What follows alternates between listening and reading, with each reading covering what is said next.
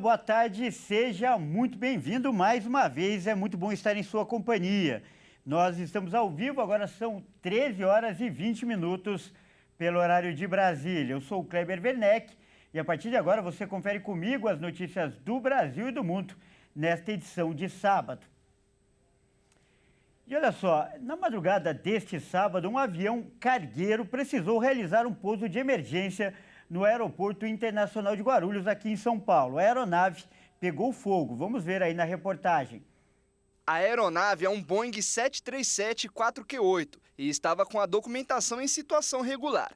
O cargueiro transportava 2 tripulantes e teria sofrido um princípio de incêndio em seu compartimento de cargas ainda durante o voo, o que disparou os alarmes na cabine, levando os pilotos a declararem emergência e forçar o pouso no aeroporto de Guarulhos. Os pilotos acionaram a torre de controle de Guarulhos, que acionou a brigada de incêndio e enviou 3 veículos da brigada de incêndio do próprio aeroporto e outros 5 do Corpo de Bombeiros. De novo.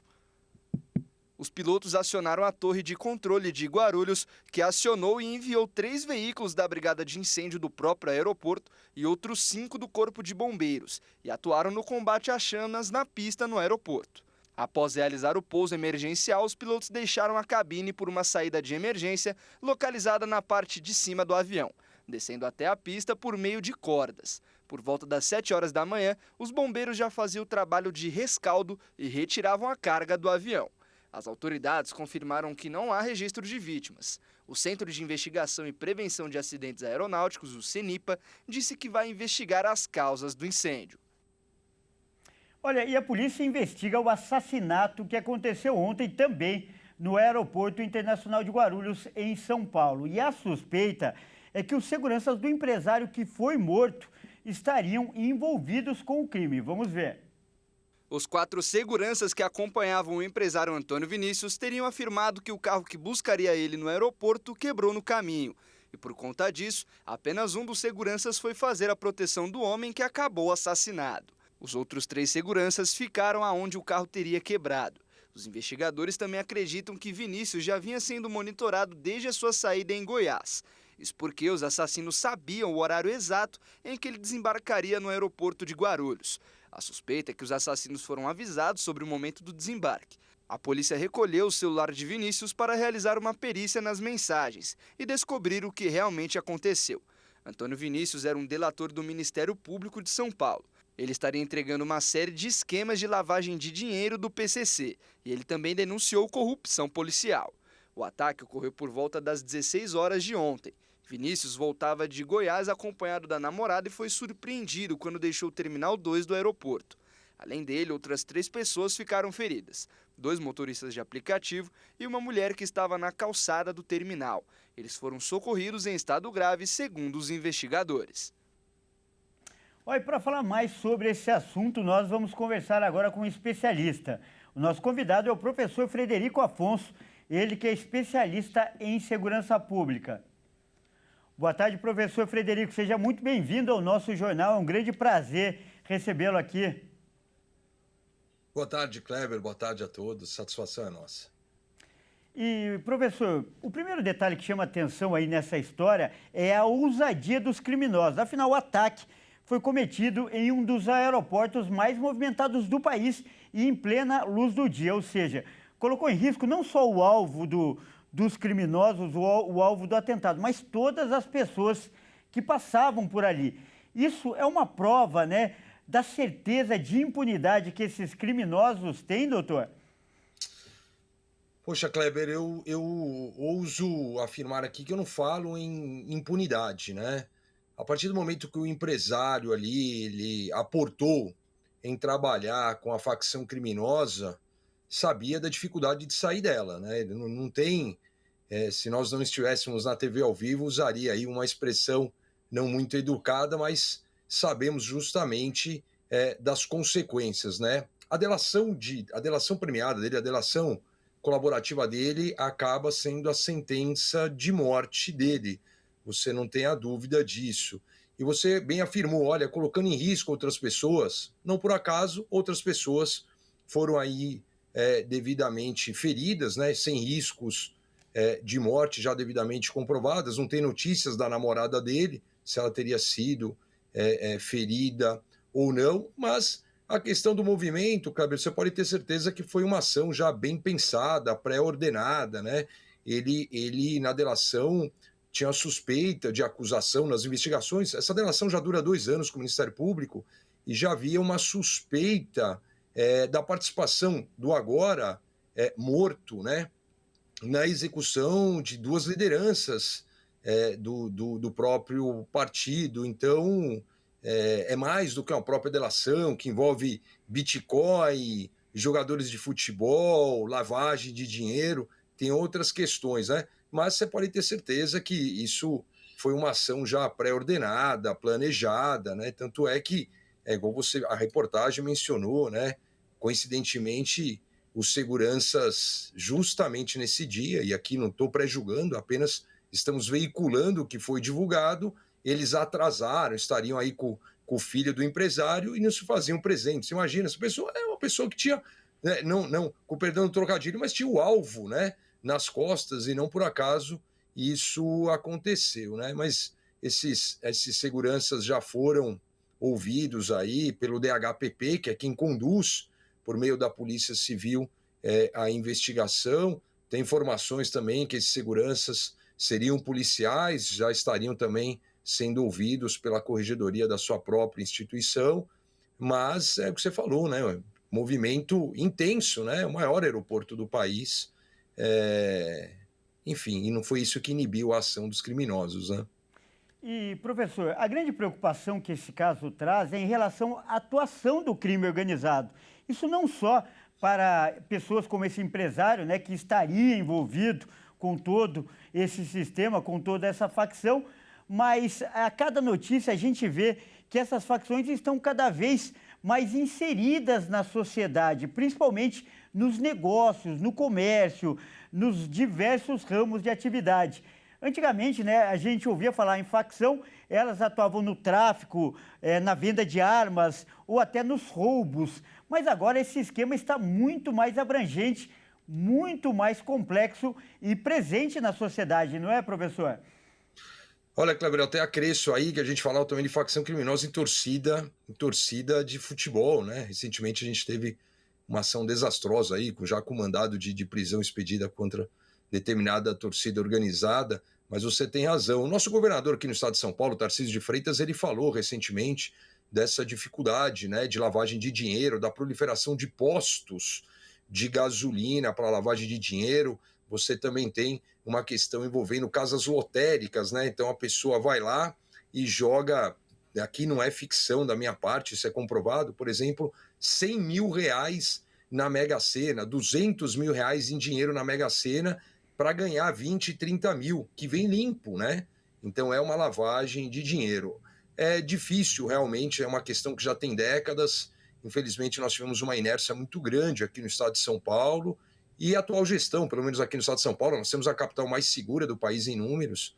A gestão aí do governador Tarcísio de Freitas, juntamente com o secretário de Segurança Guilherme Derrite, tem ido para cima das facções, tem tido resultados, mas é um trabalho lento, contínuo e lento para você enfraquecê-la, né?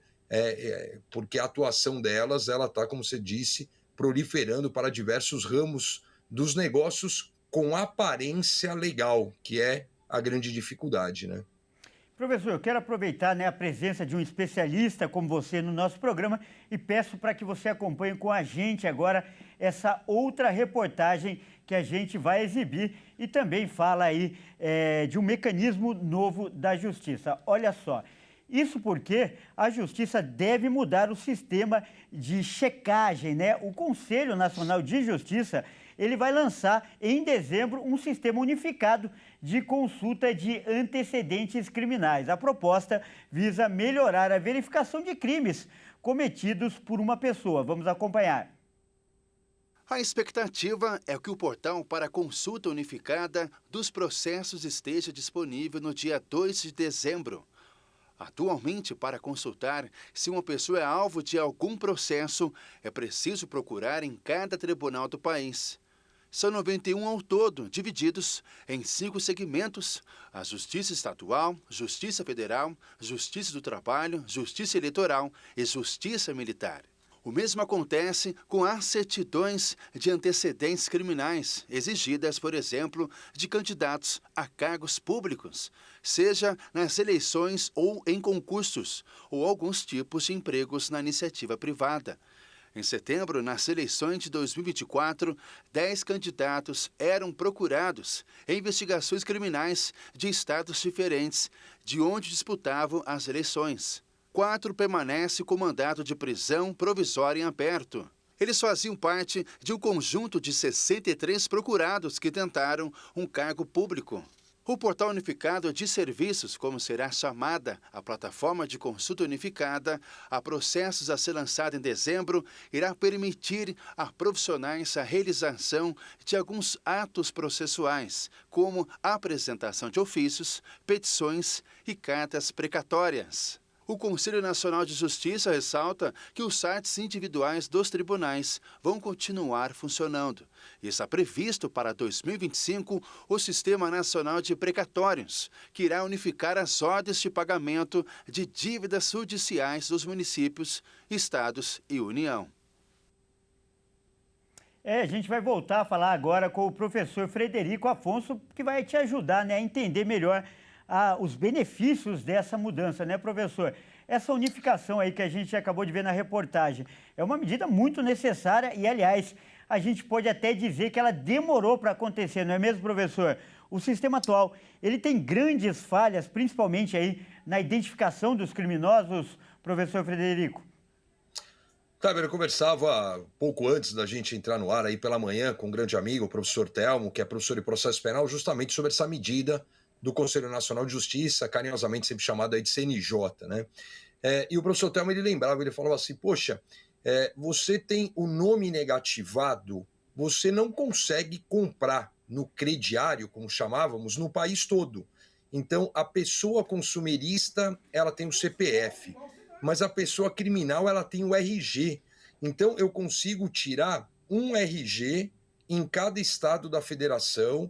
Se eu praticar um crime e for identificado naquele estado da federação com aquele outro RG, eu vou ter um processo originário com aquele RG. Então, assim, é absurdo, né? Eu teria 26 vidas, contando o Distrito Federal, 27 vidas diferentes com RG, mas apenas uma vida com CPF, né? Então, é uma medida, Kleber, como você bem falou, muito bem-vinda, tardiamente, mas muito bem-vinda, porque tem que ter uma única identificação, não tem o menor sentido dos terminais não enxergarem. Eu te falo isso por experiência, muitas vezes na consulta de uma folha de antecedentes aqui, e a gente sempre, mas o RG é de São Paulo, o RG é de outro estado. Você ter dificuldade de enxergar numa consulta criminal o RG de outro estado, ou seja, se ele tem antecedentes, principalmente, por exemplo, se ele é procurado, tem um mandado de prisão ali expedido contra aquela pessoa. Então, é uma medida muito bem-vinda. Nós temos um país de dimensão continental, mas nós temos que estreitar esta dimensão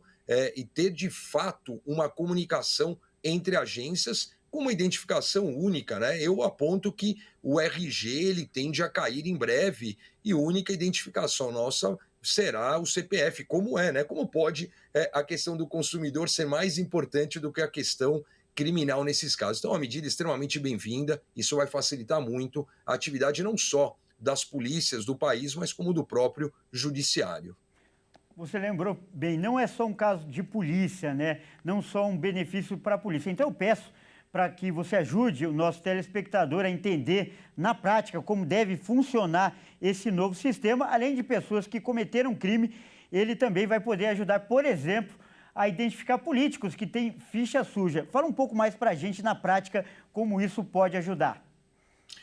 Bom, Kleber, quando você tem uma identificação aberta com várias informações, ela vem justamente facilitar o amplo aspecto de consulta e pesquisa acerca daquela própria pessoa, vamos assim dizer, pesquisada, né? Hoje a limitação de pesquisa ela é muito grande, não há uma integração de informação, principalmente criminal, e quando você fala, por exemplo, de uma ficha suja, você fala ali de uma questão também que aponta uma negação acerca daquele comportamento futuro, político, com direitos políticos, enfim, e você tem que saber. Isso envolve não só cargo político, como a reportagem trouxe, né? Uma possibilidade, por exemplo, de um concurso público, da pessoa ser nomeada, né? Então ela tem que ter requisitos naquele edital do concurso público que ela não preenche, mas a banca, a comissão não consegue enxergar pela pessoa ser justamente de outro estado ou pela pessoa ter um RG de outro ente federativo diverso ali do que aquela banca de concurso. Então não é apenas uma questão criminal, envolve sim toda uma atuação do poder público, dos 3 poderes, a gente tem concurso para os 3 poderes, você pode ter uma série de questões de aspecto assim consequencial a isso. Então é uma medida que visa racionalizar, visa dar mais transparência, visa, que é princípio obrigatório dentro do poder público, trazer uma maior eficiência na própria gestão pública, que envolve a gestão de pessoas. Então é uma medida acertada, o CNJ fará 20 anos agora, em dezembro de 2024, e ele vem com uma atuação dentro da sua esteira aí bastante proveitosa para toda a comunidade. Tá certo, então nós vamos dar um tempo agora, mas daqui a pouco eu vou chamar de novo o professor Frederico Afonso para comentar outros assuntos. Até daqui a pouco então, professor. Até daqui a pouco. Vamos mudar de assunto agora para falar de economia e, aliás, com uma notícia não muito boa para você aí que nos assiste. Isso porque, olha só, o preço da carne disparou nesta semana e o brasileiro deve pagar caro pelo produto neste fim de ano. Vamos conferir. A arroba do boi gordo disparou e atingiu o valor de 326 nesta semana, considerado o maior valor desde maio de 2022. Com isso, o consumidor enfrenta a maior alta mensal do preço da carne nos açougues e supermercados dos últimos 4 anos. E a tendência é que os cortes devem continuar mais caros, pelo menos até o fim do ano. Entre os cortes que ficaram mais caros estão a 100, costela, contrafilé e alcatra. O pesquisador Tiago Bernardino de Carvalho, responsável pela área de pecuária do Centro de Estudos Avançados em Economia Aplicada da USP, destacou que o aumento se deve pela seca, a alta da demanda interna e a elevação do volume de exportações. No período entre abril e setembro, por conta das poucas chuvas, a chamada entre-safra não produziu pastagem suficiente, que é o principal alimento do boi. Mas neste ano, a seca foi mais severa e as queimadas intensificaram o processo de redução de disponibilidade de pasto. Segundo o pesquisador, isso tudo também reduz a escala dos bois nos frigoríficos, fazendo que os supermercados precisem fazer estoques de carnes e aumente os preços. Mas alguns analistas, incluindo a consultoria Datagro, também esperam um declínio de longo prazo na oferta de gado brasileiro a partir de 2025. Isso ocorre porque os pecuaristas nos últimos 2 anos bateram parte do rebanho de vacas após os preços terem recuado desde a máxima vista em 2022. E outro mercado, o mercado de livros no Brasil, movimentou 4 bilhões de reais no ano passado. Boa parte desse lucro foi para as plataformas online, como a Amazon, por exemplo, enquanto pequenas livrarias têm enfrentado dificuldade para atrair os consumidores. E por isso, um projeto que está em discussão no Congresso Nacional pretende mudar as regras para a concorrência nesse setor. Vamos conferir. A disputa pelo interesse do leitor está cada vez mais acirrada. No Brasil, cerca de 16% da população são consumidores assíduos de obras literárias. A maior parte da população tem optado por compras pela internet, por causa dos preços melhores. O comércio virtual responde por 32% dos negócios, enquanto as lojas físicas apresentam 22%. Para tornar essa concorrência mais justa, um projeto de lei apelidado por Lei do Preço de Capa está em tramitação no Congresso Nacional. A proposta prevê que os autores e editoras, ao lançar um livro novo, deverão estabelecer um preço de capa. Esse valor só poderá ter desconto de no máximo 10% durante o ano a partir da data de lançamento. Porém, obras raras, antigas e de colecionadores ficarão isentas dessa regra. O objetivo do projeto é incentivar pequenos livreiros a ter preços mais competitivos e evitar o monopólio de mercado por grandes corporações.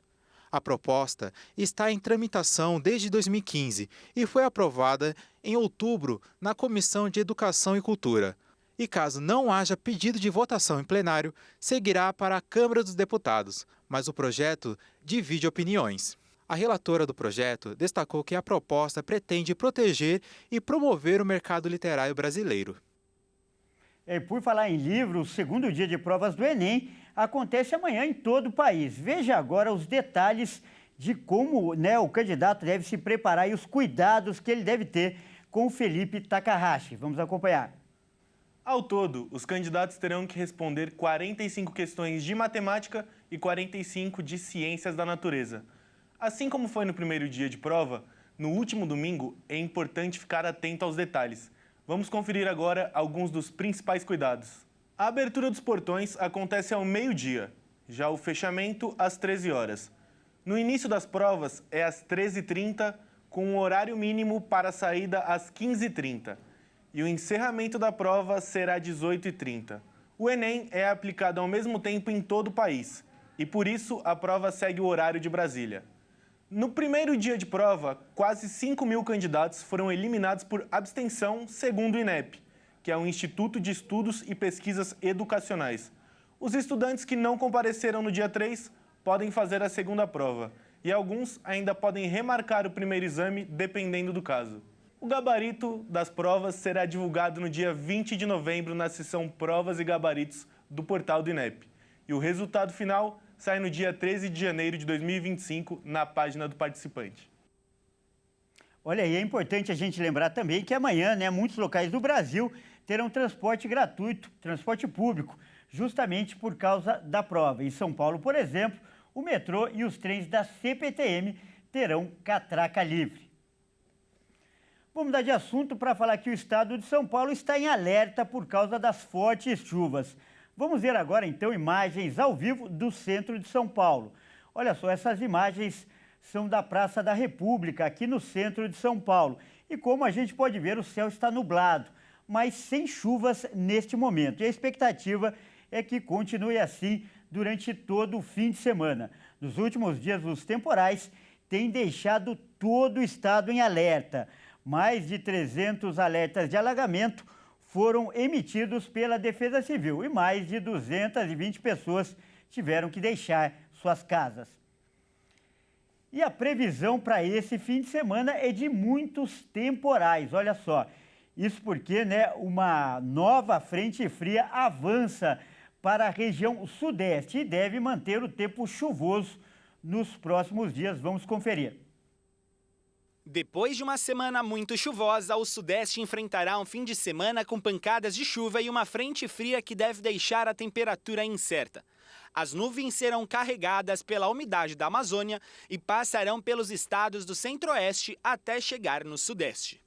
Ao que tudo indica, a temperatura baixa que foi apresentada em São Paulo nesta sexta-feira se estenderá pelo país nesse final de semana. Segundo o Instituto Nacional de Meteorologia, as áreas mais afetadas serão o norte de São Paulo, centro do Rio de Janeiro e o oeste do Espírito Santo, além de Minas Gerais, Goiás e Distrito Federal. Nessas regiões, os ventos podem chegar até a 100 km por hora e um volume de chuvas de aproximadamente 100 milímetros por dia. Pelo sul do país, a temperatura deve ser mais estável, com diminuição de temperatura controlada. Já no Nordeste, a previsão é de tempo seco e firme. Pela região serrana do Rio de Janeiro, há um aviso de grande perigo de chuva para os próximos dias. Em alguns locais, há riscos de alagamentos e deslizamento de terra. Vamos agora às notícias internacionais. Um atentado a uma estação de trem no Paquistão deixou 25 mortos. Vamos conferir. Na manhã de hoje, pelo menos 25 pessoas morreram em um ataque a uma estação de trem em Quetta, que fica no sudeste do Paquistão. Dezenas de pessoas ficaram feridas. As câmeras de segurança flagraram o momento da explosão. A polícia local, que investiga o caso, conta que o ataque foi causado por um homem-bomba que pertence a um grupo separatista. O inspetor-geral da polícia do Baluchistão diz que o alvo eram militares da escola de infantaria. A explosão aconteceu dentro da estação ferroviária, quando o expresso com destino a Peshawar estava prestes a partir para seu destino. Um grupo separatista assumiu a autoria. O Exército de Libertação Baluchi, conhecido como BLA, assume a responsabilidade pelo atentado. O BLA quer a independência do Baluchistão, que é uma província com 15 milhões de habitantes e uma das mais pobres do país. E é palco de conflitos com outros grupos formados por minorias étnicas. O grupo acusa o governo paquistanês de explorar os recursos de gás e minerais da província. O BLA realiza ataques mortais constantemente contra forças policiais e paquistaneses. Além desse, o grupo também assume a autoria de ataques coordenados envolvendo dezenas de agressores que deixaram pelo menos 39 mortos. Um dos piores casos da região. O primeiro-ministro fala que os autores do ataque de sábado pagarão um preço alto. E a Procuradoria dos Estados Unidos acusou um homem de fazer parte de um plano do Irã para assassinar Donald Trump, que foi eleito presidente dos Estados Unidos nesta semana. O processo corre na Justiça Federal de Nova York. O acusado é o afegão Farhad Shakeri, que está foragido. Os promotores acreditam que ele esteja no Irã. Durante as investigações, ele contou para as autoridades que tinha sido contratado pela Guarda Revolucionária Iraniana para assassinar inimigos do regime nos Estados Unidos. E que no mês de outubro ele recebeu um prazo para elaborar um plano de assassinato contra Donald Trump. Como não cumpriu este prazo, as autoridades do grupo iraniano determinaram que o plano fosse adiado para depois das eleições. Donald Trump, que foi eleito presidente dos Estados Unidos nas eleições americanas, ainda não se pronunciou sobre o caso. A polícia americana afirmou que as acusações expõem as contínuas tentativas do Irã de atingir cidadãos americanos. O país é considerado pelas autoridades dos Estados Unidos uma das principais ameaças à segurança nacional. E o bilionário Elon Musk participou de uma chamada telefônica entre o presidente ucraniano Volodymyr Zelensky e Donald Trump. Um dos assuntos foi o apoio dos Estados Unidos à Ucrânia. Vamos conferir. Mais um exemplo da proximidade entre Elon Musk e Donald Trump. O bilionário, dono de empresas como Tesla e SpaceX, participou de um telefonema entre o presidente eleito dos Estados Unidos e o presidente ucraniano Volodymyr Zelensky. O portal Axios informou, citando duas fontes, que a ligação durou cerca de 25 minutos e que a conversa deixou Zelensky mais tranquilo, mas não deu detalhes sobre o que foi conversado. O fundador da SpaceX foi um dos apoiadores de mais alto perfil de Trump durante sua campanha, e sua presença durante a ligação destaca sua proximidade com o presidente eleito. Uma fonte ucraniana explicou que o empresário estava com Trump. Musk não estava na linha. Trump passou o telefone para ele. Eles estavam juntos em algum lugar, afirmou o alto funcionário. Zelensky agradeceu a Musk pelo Starlink e eles conversaram brevemente, disse a fonte, referindo-se ao sistema de internet via satélite que o empresário permite que as tropas ucranianas utilizem. Mas a conversa principal foi, claro, com Trump. Acrescentou a fonte, explicando que eles não discutiram nada substancial. Foi apenas uma conversa de cumprimentos. Zelensky informou que teve uma troca telefônica excelente com Trump e que concordaram em manter um diálogo próximo, mas não mencionou ter falado com Musk. Trump prometeu durante a campanha que irá acabar com o conflito na Ucrânia e criticou o apoio dado pelos Estados Unidos a Kiev desde o início da invasão russa. Os Estados Unidos são a principal fonte de financiamento da Ucrânia para a guerra contra a Rússia. E o governo ucraniano mostra preocupação com a possibilidade de Washington diminuir o volume de ajuda assim que Trump voltar à Casa Branca. E nós vamos voltar a falar agora com o professor Frederico Afonso, ele que, aliás, também é especialista em direito internacional e, portanto, profundo conhecedor desses assuntos. Professor, como você avalia, né? A gente viu essas notícias agora, essa principal de que haveria um plano do Irã para assassinar Donald Trump. E o que o presidente eleito dos Estados Unidos representa para os conflitos no Oriente Médio? Bom, vamos por partes então, né? 4 presidentes mortos, 3 presidentes suportaram atentados não fatais aí.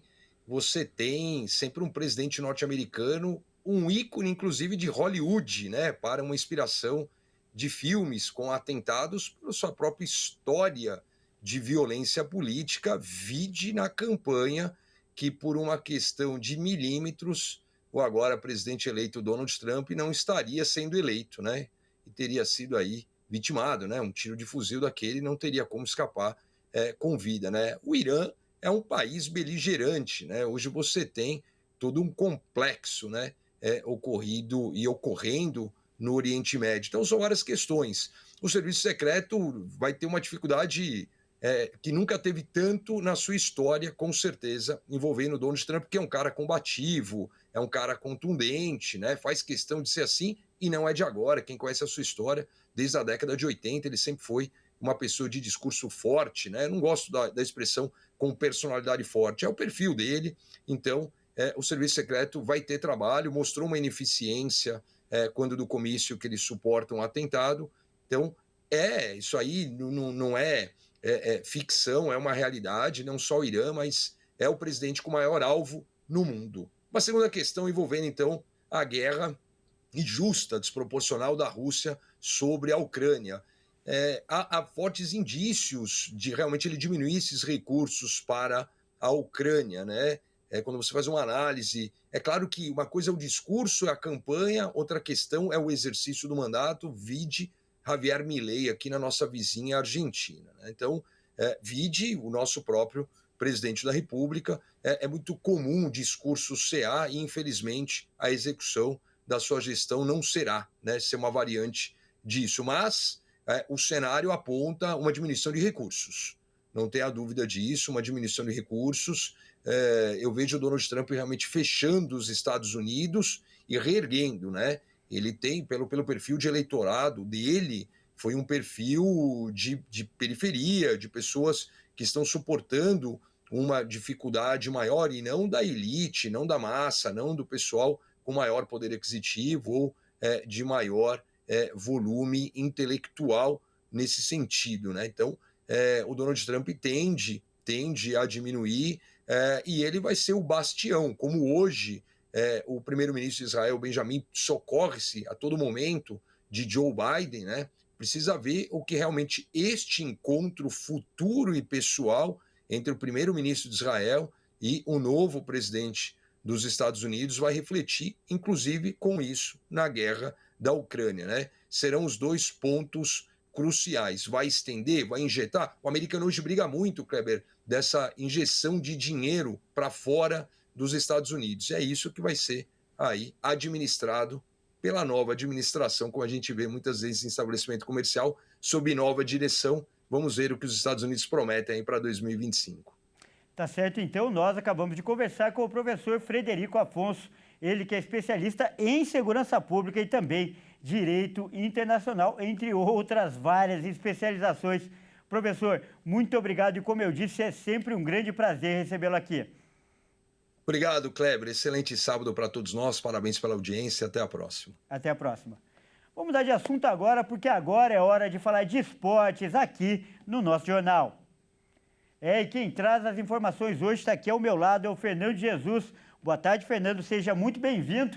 E olha só, a 33ª rodada, né, do Campeonato Brasileiro, o Brasileirão, já começou, né, Fernando? Começou com jogos ontem, na sexta-feira. E quais foram os resultados? Exatamente, Kleber. Boa tarde para você e a todos que nos assistem.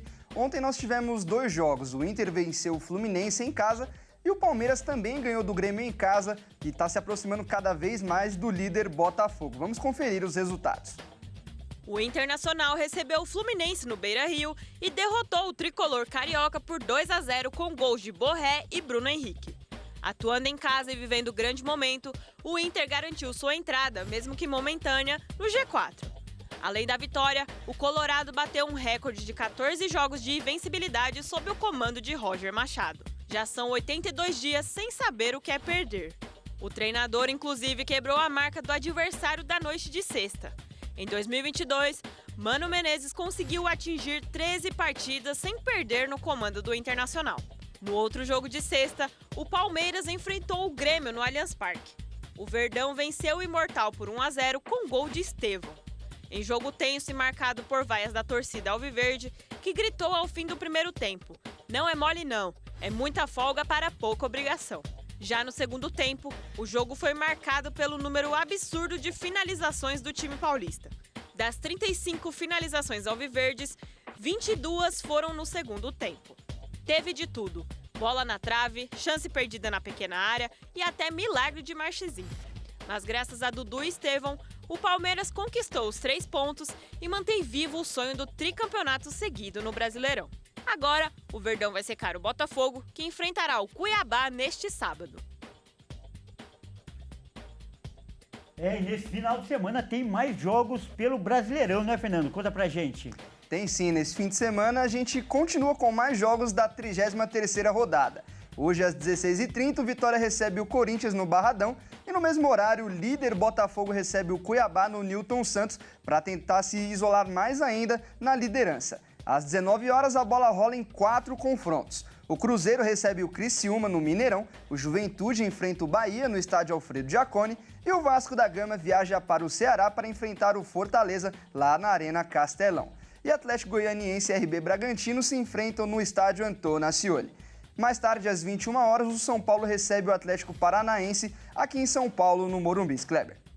Olha, promessa de grandes jogos, mas o principal confronto, o grande confronto do final de semana vai ser a decisão da Copa do Brasil, né, Fernando? Exatamente. Um grande espetáculo vai acontecer lá na Arena MRV, onde vai ser decidido o grande campeão da Copa do Brasil 2024.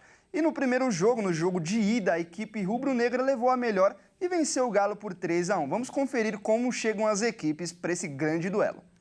Após um jogo de ida muito movimentado, as duas equipes voltam à Arena MRV neste domingo, às 16 horas, com uma ânsia de ser campeão. O Flamengo conta com a vantagem do jogo de ida após vencer o Atlético com gols de Arrascaeta e Gabigol. Por outro lado, o Galo jogará em casa e contará com o apoio de sua torcida com expectativa de casa cheia, pois todos os ingressos já foram vendidos. O retrospecto das duas equipes é um tanto quanto diferente. O Flamengo chega com um histórico de 6 vitórias, 3 empates e apenas uma derrota nas últimas 10 partidas. Já o Atlético possui 3 vitórias, 4 empates e 3 derrotas. Os números atleticanos não são os melhores, pois a equipe de Gabriel Milito não está priorizando o Campeonato Brasileiro, e sim os mata-matas. Tanto a Copa do Brasil quanto a Copa Libertadores, onde a equipe também é finalista. Pelo mata-mata da Copa do Brasil, o Flamengo enfrentou o Palmeiras nas oitavas de final, o Bahia nas quartas e o Corinthians pela semifinal. Já o Atlético passou pelo CRB nas oitavas, pelo São Paulo nas quartas de final e levou a melhor sobre o Vasco na semifinal. Agora é esperar a partida deste domingo para saber quem será o grande campeão. Por hoje é só, Kleber. Essas são as informações deste sábado. Um ótimo fim de semana para você. Obrigado, bom fim de semana para você também. Bom, essa edição fica por aqui. Eu agradeço demais a sua companhia. Grande abraço e continue ligado em nossa programação. Até mais.